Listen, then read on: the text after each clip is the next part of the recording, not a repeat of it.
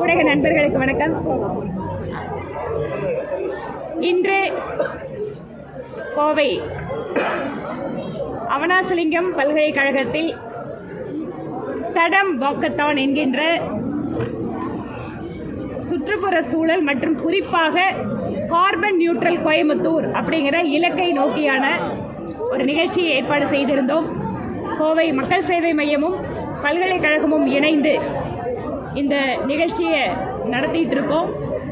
இந்த வாக்கத்தான் கிட்டத்தட்ட 2000 மாணவிகள் விழிப்புணர்வு வாசகங்களை எல்லாம் எடுத்துக்கொண்டு 2 கிலோமீட்டர் இந்த வாக்கத்தானில் சிறப்பு விருந்தினராக முன்னாள் நாடாளுமன்ற உறுப்பினர் திரு சரத்குமார் அவர்கள் சிறப்பு விருந்தினராக கலந்து கொண்டு இந்த நிகழ்விலே பங்கேற்றிருக்கிறார்கள்.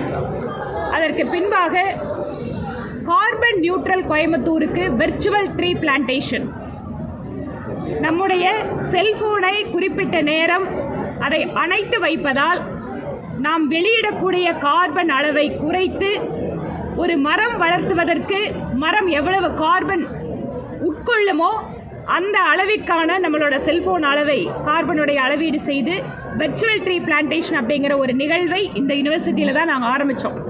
1.5 வருஷத்துக்கு முன்பாக இதே யூனிவர்சிட்டியில் 10,000 மாணவிகளோடு இந்த விர்ச்சுவல் ட்ரீ பிளான்டேஷன் அப்படிங்கிறத ஆரம்பித்ததும் இன்றைக்கி கிட்டத்தட்ட 10,000 மரங்களை வளர்த்ததற்கு இணையாக கார்பன் ஆஃப்செட் பண்ணியிருக்கோம்.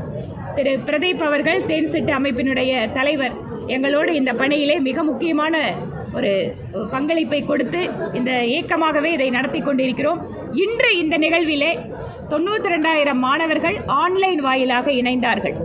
ஒவ்வொரு கல்லூரியிலையும் இந்த மாதிரியான நிகழ்ச்சிகள் ஏற்பாடு செய்யப்பட்டு அவர்கள் செல்போன் அப்படிங்கிறது அழைத்து வைக்கப்பட்டு கார்பன் ஆஃப்செட் பண்ணி கார்பன் நியூட்ரல் பண்ணுறதுக்காக இந்த முயற்சியை நாங்கள் மேற்கொண்டிருக்கிறோம்.